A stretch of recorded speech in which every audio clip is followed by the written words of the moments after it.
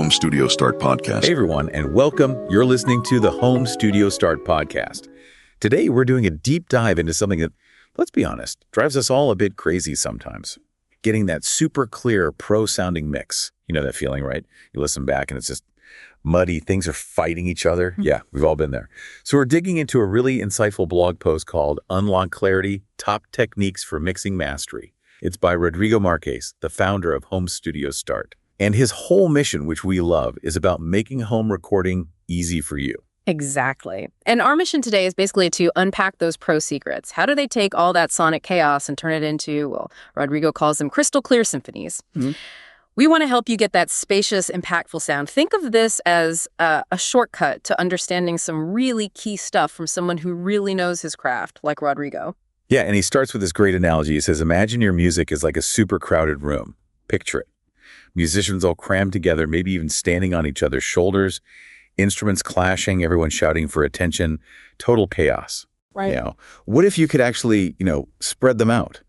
Give each person, each instrument some breathing room. Let the melodies flow without stepping on each other. That's the magic of getting space and clarity in your mix. That's what we're shooting for. Totally. Yeah. And achieving that clarity, it's not luck. Rodrigo points out it takes genius level awareness, clever techniques, and really tuning your ear to sonic balance. It's definitely intentional. Okay, so organizing that crowded sonic room. Yeah. Where do we even start? How do we begin to untangle that? Well, the first big tool is EQ, equalization. Rodrigo really nails it when he calls it the ultimate sonic organizer for your mix. And here's a key thing he mentions. It's not just about boosting the frequencies you like. Often, the real magic comes from surgical cuts, making small reductions to carve out space you didn't even know was needed. That can suddenly make other things just pop. Yeah, and understanding frequency ranges is crucial here. Like every instrument has its own little neighborhood on the frequency spectrum. Your kick drum, it's usually hanging out on the low end, maybe around 60 to 100 hertz. That's a busy area. Vocals, though, they tend to be more in the mid to high range, say 1 kilohertz to 3 kilohertz, somewhere in there. Rodrigo really stresses that managing those dense low frequencies first is like step one to avoiding mud. Okay, so practically speaking for you listening, how do you actually do this? First step, figure out the main frequencies for each instrument. Let's take that classic clash, bass guitar and kick drum. They both want that low-end space, right? That's Mud City potential. So Rodrigo suggests maybe try a low-cut filter on the bass, below 60 hertz or so. Yeah. Just gently roll it off. That little move gives the kick's thump its own clear spot to hit. But then you might boost the bass a little higher, like around 100, 200 hertz, so it still has presence, its own voice, without fighting the kick. Mm-hmm. And another great tip he brings up is complementary EQ. This is cool. If you boost a frequency on, say, your guitar, think about cutting that same frequency just a little on something that competes with it, maybe a keyboard or another guitar part. Yeah, it's like creating lanes on a highway. Exactly. It stops them from crashing into each other sonically. And a good real-world example is, think about a dense pop mix. The producer might use EQ to make a tiny little dip in the vocal track, maybe around 1.5 kilohertz. That might seem counterintuitive, but that tiny notch lets the lead guitar sparkle through right in that spot without actually stepping on the vocal clarity. Right, so they both get their moment. Precisely. The whole mix just sounds cleaner, more professional because everything has its place. So EQ is way more than just twisting knobs. It's kind of like painting with sound frequencies. It's an art. But clarity isn't just about the frequencies within a sound. It's also about where you place that sound in the stereo field. And Rodrigo has another killer analogy for this part. He says creating space and clarity can feel like juggling a dozen eggs while riding a unicycle, which sounds about right sometimes. Yeah. But he says stereo imaging and panning techniques are like the safety net that stops everything from just crashing down. That's a great way to put it. So if EQ gives each instrument its own frequency lane, stereo imaging is about where you position them left to right. We're literally spreading things out across the stereo field from your left speaker all the way to your right. Mm-hmm. Think about a live band on stage. Guitarist stage left, drummer center, keys on the right. That's stereo imaging right there. Oh, okay. And doing that thoughtfully in your mix creates a sense of width, of depth. It stops everything from feeling like it's just piled up in the middle, turns it 3D. And panning is how you do that placement, right? Your main control. Yeah. So for your mixes, a good starting point is often putting the key stuff, vocals, maybe the bass line, the kick and snare, perhaps generally in the center. They're the anchor. Mm-hmm. The backbone. And then you start distributing the other instruments, pan some things a bit left, some a bit right, Avoid just clumping everything together. So if your main rhythm guitar is slightly right, maybe put a counter melody keyboard part slightly left. Balance it out. Right. And here's where Rodrigo points out something really creative, using automation. You can actually make the panning change during the song. Imagine like a synth pad slowly sweeping from the left speaker over to the right during a bridge, or a little percussion hit that bounces back and forth. Yeah, that adds movement, keeps things interesting. Probably keeps the listener engaged. And if you think about classic rock mixes, you often hear this. Lead guitar might be panned, say, 30% left, rhythm guitar, maybe 30% right. Vocals, kick, snare, bass holding down the center, it just works. It creates that wide, clear soundstage. Like those musicians are actually spread out in front of you. It really does make it more immersive. You're not just hearing a flat recording. You're stepping into this 3D audio landscape. So cool. Okay, next up, level balancing. This sounds basic, but it's absolutely fundamental. It's huge. If every single track is cranked up to the same volume, well, it's just noise. It's cluttered. Remember that crowded room analogy? If everyone's shouting at the same volume, you can't understand anyone. Chaos. Right. It's the same in a mix. Balancing your levels is how you create a hierarchy. You decide what's most important and let that lead, while everything else supports it. So for your tracks, the first step is figuring out your focal point. Usually it's the lead vocal, maybe a lead instrument. Get that sitting comfortably first. Set its level so it feels right.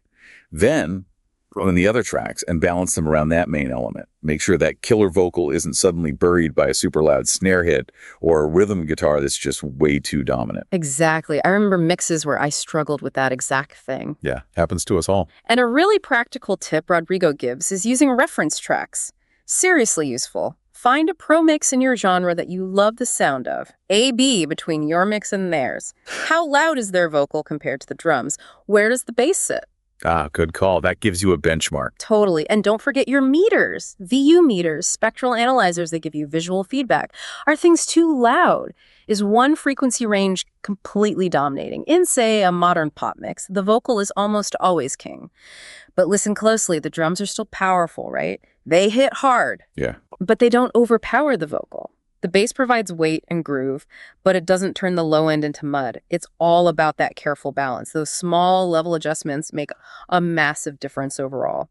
Okay, so we've got EQ for frequency space, panning for stereo space, levels for hierarchy. What about adding that sense of dimension, that polish? That's where reverb and delay come in. Rodrigo calls them your best friends for adding depth, but he also warns, gotta be careful. Too much, and you're right back in Mudville. Yeah, easy does it. So reverb, basically, it simulates the sound of a space, how sound bounces around a room. Think about singing in a huge church versus like a small tiled bathroom. Totally different sound, right? That's reverb characteristics. So in your mix, you might use a hall reverb setting on vocals to give them a big, airy, atmospheric feel. Or maybe a plate reverb for something smooth and lush, often great on snares or vocals too. Okay, and delay. Delay is simpler in concept. It's just an echo. The sound repeats after a set time. You can use really short delays to kind of thicken a sound up, make it sound bigger, or use longer delays for rhythmic effects. Think that classic U2 guitar sound that's delay doing a lot of work. Right, that dotted eighth note thing. Exactly. Or you could use a slapback delay, a really short single echo on a guitar for a vintage rock and roll vibe. Or ping pong delay, where the echoes bounce from the left speaker to the right. Adds cool stereo movement.